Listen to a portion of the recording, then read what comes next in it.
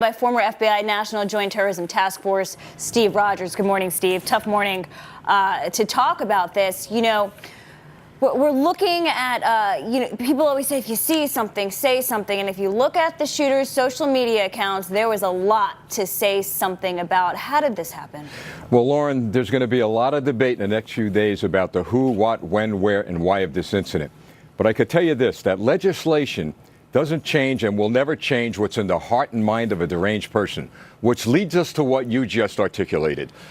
There's a common thread with all these shootings, and that common thread is that somebody knew something. There were hints and warnings on the social media platforms that these people have. So what we need to do is to get people conditioned so that they will step up and say something, but not only say something when they see something, but when you feel something, when you sense something.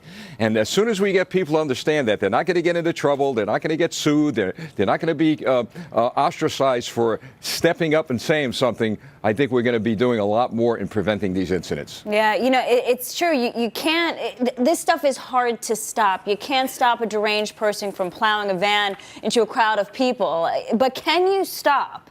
Can you stop a former student from going into a school and shooting somebody? What can the schools do? I know this school had undergone active shooter training, and many others are, because since 2003, Steve, we have had an average, since 2003, an average of one school shooting a week.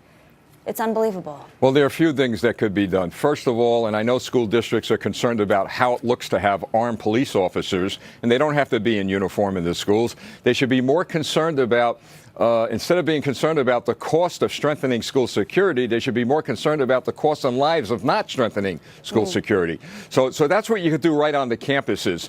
And in addition to that, we're talking about education. We need to educate parents to be a little bit more involved with their children, find out who they're talking to, what chat rooms, etc. they are on the internet. That's how we prevent a lot of this. And you're right, we're not going to prevent all of it, but we can minimize it. And what do we know, finally, Steve, about his weapon, the AR-15? It is currently in police custody.